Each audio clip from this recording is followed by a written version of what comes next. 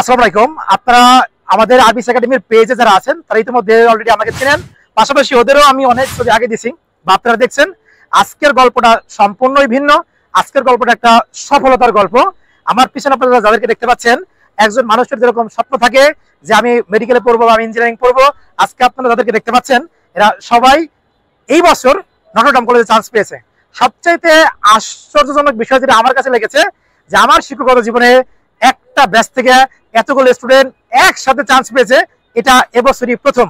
এবং আমার মনে হয় প্রথম বললে ভুল হবে, আমার মনে হয় ফার্স্ট এন্ড লাস্ট এটা এই ব্যাচই সম্ভব হয়েছে যে একসাথে আপনারা দেখতে পাচ্ছেন যে কতগুলো স্টুডেন্ট এক ব্যাচ থেকে, এবং এরা সবাই 12টার বেশি স্টুডেন্ট ছিল। হ্যাঁ, এবং 12টার বেশি অনেক সময় জায়গা হয়তো না, ওদের অনেক ভিডিও আমাদের আগে গিয়েছে। তো অনেক সময় অনেক মানুষ মনে করতে পারে যে এত স্টুডেন্ট একসাথে পড়লে চান্স হয় কি না হয়, তার একদম বাস্তব জলজন্ত উদাহরণ হচ্ছে আমার শুক্র শনিবারের 12টার ব্যাচ। এটা আমার শিক্ষকতা জীবনের সবচাইতে বড় ব্যাচ ছিল এবং সবচেয়ে সাকসেসফুল ব্যাচ হচ্ছে আমার এই শুক্র শনিবারের নবম দশম শ্রেণীর 12টার যে ব্যাচ, সেই ব্যাচটা। তো আসলে মানুষের যে স্বপ্ন সেটা পূরণ হলে তাদের অনুভূতিটা কেমন হয়, পাশাপাশি এরপরে আমরা, ওটা তো ছোট মানুষ মাত্র কলেজে যাচ্ছে, এবং এই ছোট মানুষটাই একসময় আপনারা দেখতে পাবেন যে ওরা একসময় দেখতে পাবেন যে আগামী 2 বছর পরে ফার্মগেট থেকে সকল স্টুডেন্টস বুয়েট এবং মেডিকেলে চান্স পাবে। আজকের এই ভিডিওটা আমি চ্যালেঞ্জ করে বলতে পারি 2 বছর পরে এখান থেকে স্মরণীয় একটা মোমেন্ট তৈরি করবে। এই ভিডিওটা একটা মেমোরি হিসেবে থেকে যাবে। আমি সেই মেমোরিটা মানে রাখার জন্যই এই ভিডিওটা তৈরি করা। এখন অনেকে মনে করতে পারেন যে স্যার আপনি এই ধরনের চ্যালেঞ্জ কিভাবে দেন বা কিভাবে বলেন। আসলে যারা পরিশ্রম করে দিন শেষে আমি দেখছি তারা সফল হয়। একটা কথা আছে যে আমি অনেক মেধাবীকে দেখছি হেরে যেতে, কিন্তু আমি কোনো পরিশ্রমীকে দেখিনি হেরে যেতে। পরিশ্রমীরা অলওয়েজ জিতবে জিতবে ইনশাল্লাহ। এবং এই ফ্রেম, এই যে ছবি, আজকে এই ভিডিওটা যখন আগামী 3 বছর পরে বের করা হবে, এবং আমার বিশ্বাস, আমার দৃঢ় বিশ্বাস, আমি বলতে চাই ক্যামেরার মাধ্যমে আমার ছাত্রদেরকে সাথে নিয়ে, যে আমার বিশ্বাস এখান থেকে আমরা বুয়েট এবং মেডিকেলে স্টুডেন্ট আমরা দেখতে পাবো বলে আমি মনে করি ইনশাল্লাহ। তো আমি এক এক করে আমি সবার অনুভূতি নিব, আপনারা সাথেই থাকবেন। চেষ্টা করবো স্বল্প সময়ের মধ্যে ভিডিওটা শেষ করার জন্য।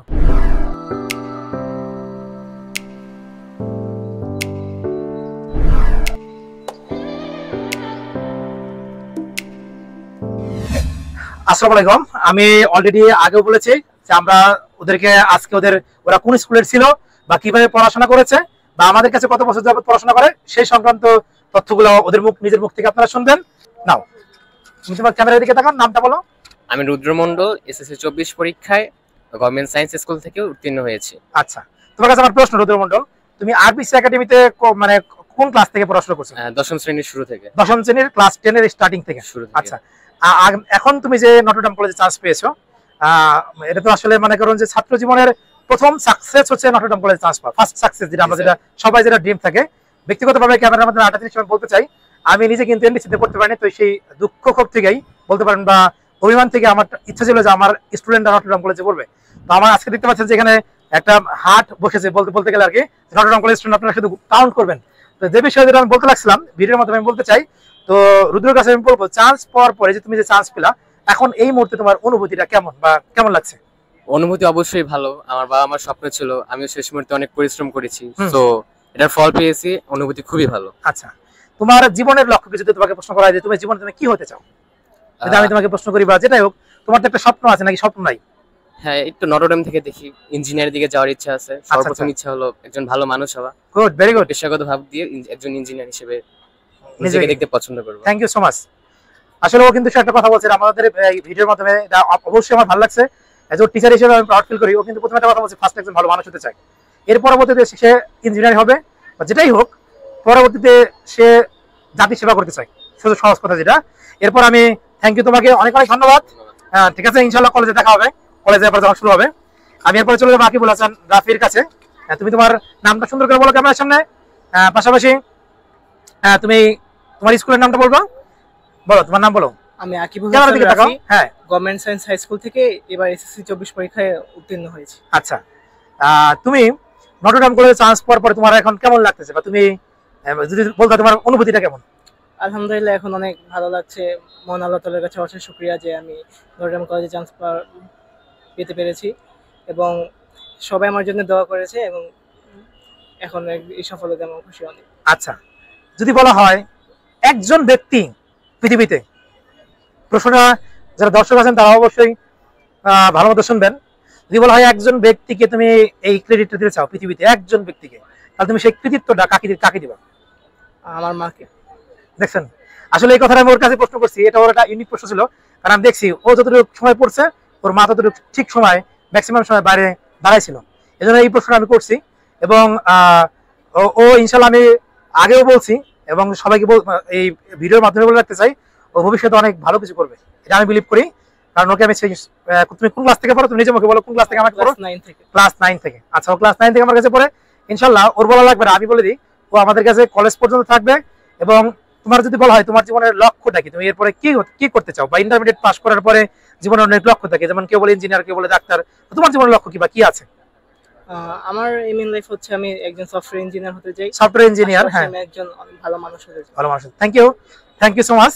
ইনশাআল্লাহ আশা করি কলেজ লাইফেও দেখা হবে এবং ইনশাআল্লাহ কলেজে এরকম একটা ভালো রেজাল্ট হবে। ওকে, হ্যাঁ, এরপরে ক্যামেরার দিকে তাকাবা।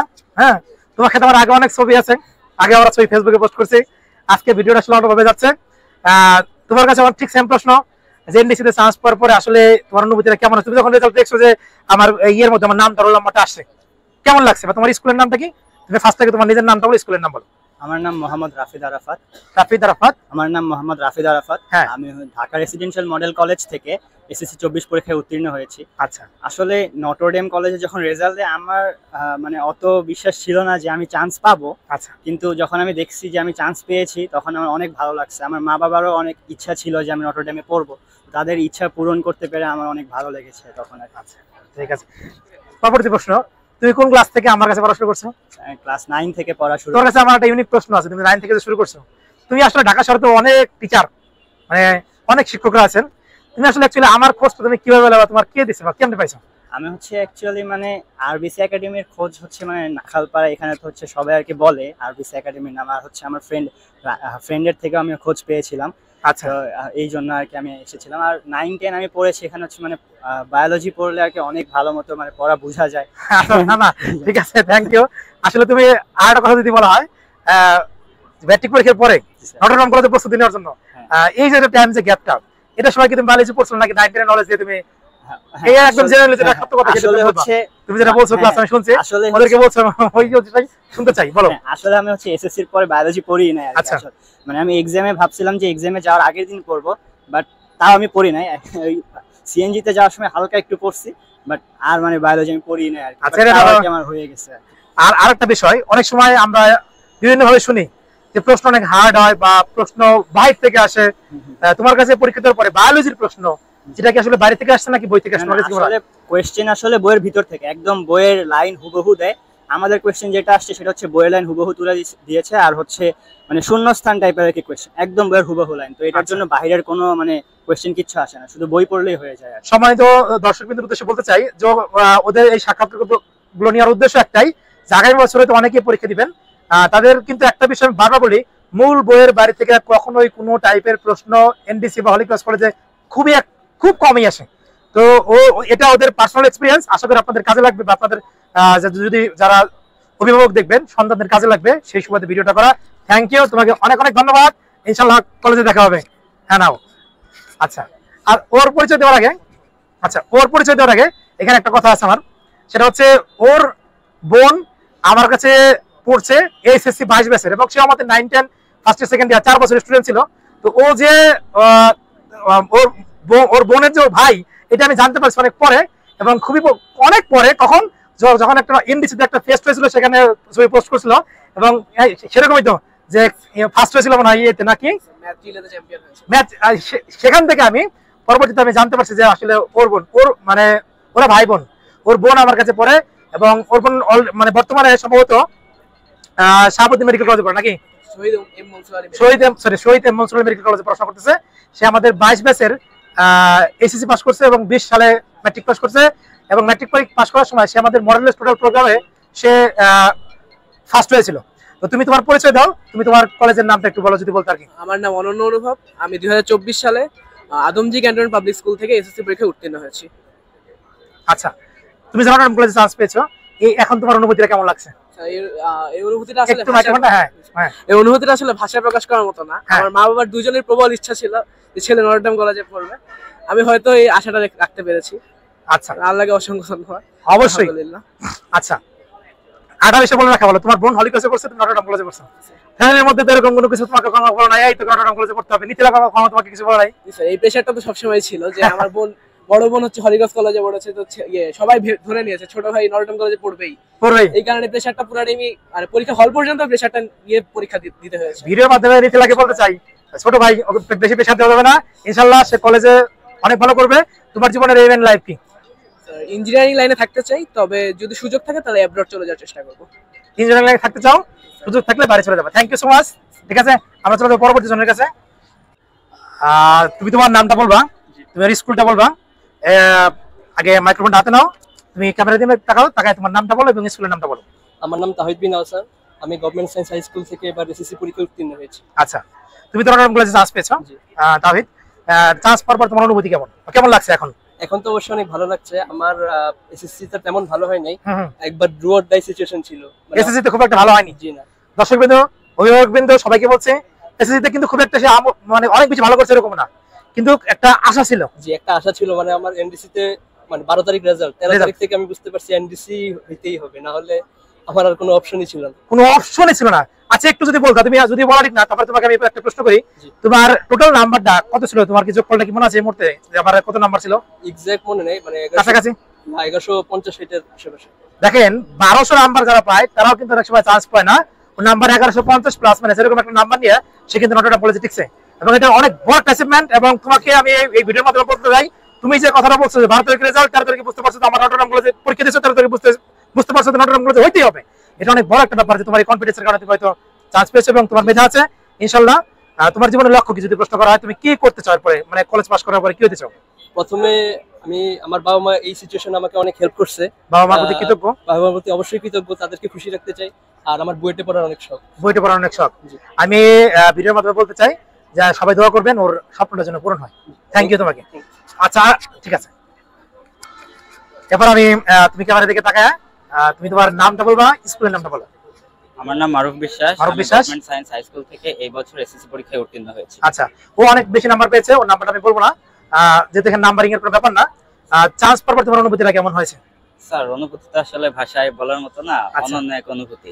আমি যদি বলি পৃথিবীতে তো আমাদের বাবা আছে, মা আছে, ভাই আছে, বোন আছে, যদি তোমাকে বলা হয় তোমার জন্য একজন মানুষকে চুজ করবা যে সবচেয়ে বেশি যার প্রতি তুমি কৃতজ্ঞতা বেশি বা যে তোমার জীবনে বেশি ভূমিকা রাখছে, যদি চুজ করতে তার কার কথা বলবা? আমার আম্মুর কথা বলবো আর আমার আপুর কথা বলবো, কারণ ওরা সবসময় আমাকে অনেক সাপোর্ট দেয়। আচ্ছা, আম্মু আর আপুর কথা আপু। আচ্ছা, আমি এই প্রশ্নটা ওরে স্পেশাল এই কারণে করছি, কারণ ও যখন রেজাল্ট দেয় ম্যাট্রিক পরীক্ষার দিন, তখন ওরা আপু আমাকে ফোন দিয়েছে, স্যার মারুফ বিশ্বাস তো বাসা থেকে বেরোচ্ছে না, আপনি ওকে একটু ফোন দেন, আপনি ফোন দিলে বেরোবে। আমি নিজে ওকে ফোন দিয়ে বাসা থেকে বের করে আনছি এবং সে অনেক ভালো রেজাল্ট করছে এবং কলেজে চান্স পেয়েছো। এখন তোমার কাছে আমার পরের প্রশ্ন, তোমার আপুর উদ্দেশ্যে যদি তুমি কৃতজ্ঞতা প্রকাশ করার সময় একটা লাইন বলতে চাও, তুমি কি বলবো? আপু কি বলতে চাও? বলতে চাই, আপু আমাকে নিয়ে যা স্বপ্ন দেখে আমি যেন সেই সব স্বপ্ন সব পূরণ করতে পারি। আচ্ছা, বোনের প্রতি আসলে ওর অনেক বড় একটা দায়বদ্ধতা আছে, ওর বোন আসলে অনেক কিছু করছে ওর জন্য। এখন তোমার কাছে আমার প্রশ্ন, তুমি কোন ক্লাস থেকে আমার কাছে পড়ো? স্যার, আমি আপনার কাছে নবম শ্রেণী থেকে পড়ি, একদম শুরু থেকেই। আচ্ছা, ঠিক আছে, শুরু থেকে পড়াশোনা করো। এখন তোমার এর পরবর্তীতে এইম ইন লাইফটা কি? স্যার, আমি ইঞ্জিনিয়ারিং সেক্টরে পড়াশোনা করতে চাই। ঠিক আছে, তোমার স্বপ্ন পূরণ হোক, আমি এই দোয়াটা করি। আর আপুর প্রতি বিশেষ করে তোমার বোনের প্রতি, তোমার বোন আসলে তোমার জন্য অনেক বড় একটা আশীর্বাদ এটা মনে করি। ঠিক আছে, থ্যাংক ইউ সো মাচ। ঠিক আছে, অসংখ্য ধন্যবাদ। তুমি তোমার নামটা বলবা, ক্যামেরা দিকে একটু তাকাও, একটু ক্লোজ হও সবাই। আমার নাম আজমাইন নসফ তাহির। আচ্ছা, আজমাইন, তোমার স্কুল ছিল কোনটা? আমি গভর্নমেন্ট সায়েন্স হাই একটু ক্যামেরা দিকে তাকাবা। আমি government science high government science high school. তুমি তো নটরডেম কলেজে চান্স পেয়েছো, তোমার অনুভূতিটা কেমন? প্রথম যখন রোলটা দেখলাম ইয়ার লিস্টে আছে, তখন মানে ভাষায় প্রকাশ করা যাবে না অনুভূতিটা। আমার আব্বু আমার অনেক আশা ছিল যে আমি নটরডেমে পড়বো, এই আশাটা রাখতে পারি। Thank you. তুমি আমার সাথে কবে থেকে আমার কাছে পড়ো? ক্লাস 9 থেকে। তুমি কার মাধ্যমে আমার খোঁজটা পেয়েছিলা? এটা আমি বড় ভাইদের কাছে শুনছি, যারা পড়ে গেছে। আচ্ছা, অ্যাকচুয়ালি হচ্ছে কি, আমি একটা জিনিস বলতে চাই যে আমরা যারা শিক্ষক, আমরা আসলে ছড়াইছি এটা ঢাকা শহরে বিভিন্ন জায়গাতে আছি, তো খুঁজে পাওয়াটা অনেক মুশকিল। তো তুমি যখন বড় ভাইদের কাছে খুঁজে পেয়েছো, ইনশাল্লাহ আমি বিশ্বাস করি তুমি কলেজে আমার দেখে থাকবা। তোমার এরপরের লক্ষ্যটা কি করতে চাও? বইটা পড়তে চাই। দর্শকবৃন্দ এবং অভিভাবকবৃন্দ সবাই ওর জন্য দোয়া করবেন এবং আমার বিশ্বাস ওরা বইটা চান্স পাবে, যারা বলতেছে আর কি, আমার দৃঢ় বিশ্বাস। Thank you so much. ঠিক আছে, ক্যামেরার দিকে তাকাও। হ্যাঁ, তুমি তোমার নামটা বলো। আমার নাম মাহফুজুর রহমান। জি, আমি গভর্নমেন্ট সায়েন্স হাই স্কুল থেকে পড়াশোনা করছি। গভর্নমেন্ট সায়েন্স হাই স্কুল থেকে ম্যাট্রিক পাস করেছে। Thank you. তুমি চান্স পাওয়ার পরে বা তোমার কেমন লাগছে এখন? আলহামদুলিল্লাহ অনেক ভালো লাগছে। ভালো লাগছে। বাবা মা দুইজনই অনেক পরিশ্রম করছে। এবং তোমার জীবনের পরবর্তীতে এইম ইন লাইফটা কি, যদি প্রশ্ন করা হয় যে জীবনের লক্ষ্যটা কি, আমি কি করতে চাই পরে, তারপরে একটা ভালো মানুষ হতে চাই, একটা ভালো মানুষ হতে চাই, তারপরে আর পড়ালেখার ক্ষেত্রে একজন ইঞ্জিনিয়ার হতে চাই। তো আমি দোয়া করি মন থেকে। আমি টিচার, তুমি আমার কাছে কোন ক্লাস থেকে পড়ো? ক্লাস 10 থেকে। ক্লাস 10 থেকে পড়ো। কেমনে খোঁজ পেয়েছিলা যদি জিজ্ঞেস করো তোমাকে কি বলবো? রিপোর্ট স্যারের খোঁজ আপনি কেমনে পেয়েছিলেন? আমার সব বন্ধুরা পড়তো আপনার কাছে। আচ্ছা ঠিক আছে। আচ্ছা আমি থ্যাংক ইউ তোমাকে, অনেক অনেক ধন্যবাদ। ইনশাআল্লাহ আশা করি কলেজে 2 বছর দেখা হবে। ভালো থাকবা, ঠিক আছে?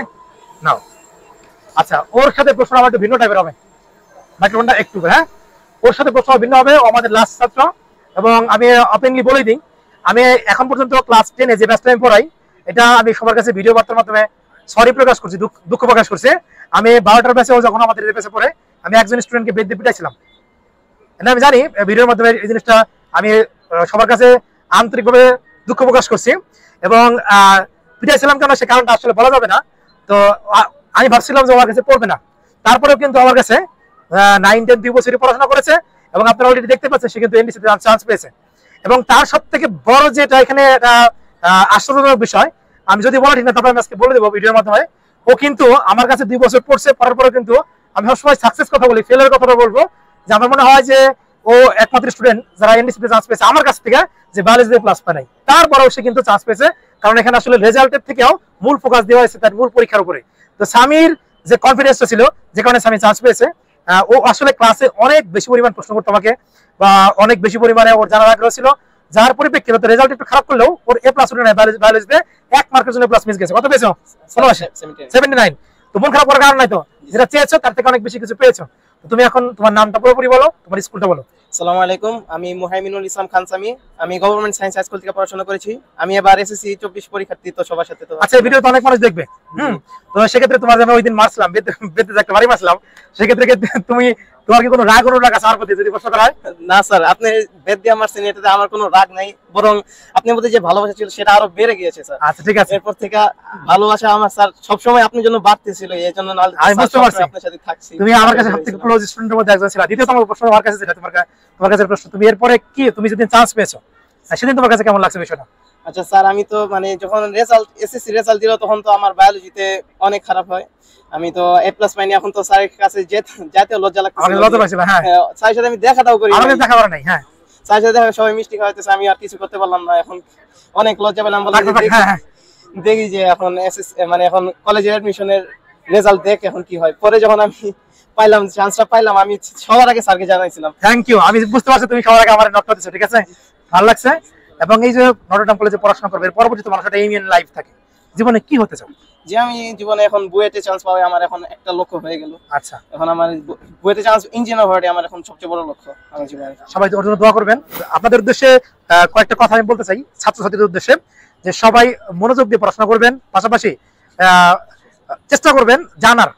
দেখেন আজকে ভিডিও লাস্টে যে স্টুডেন্টের কথা আমি বললাম, ও কিন্তু রেজাল্ট খারাপ করার পরে চান্স পেয়েছে, 1150 নটরডেম কলেজে চান্স পেয়েছে। যদি আপনার ভিতরে নলেজ থাকে, আপনার বেসিক কনসেপ্ট ক্লিয়ার থাকে, অবশ্যই আপনিও হতে পারেন ওদের মতো একজন। আল্লাহ হাফেজ।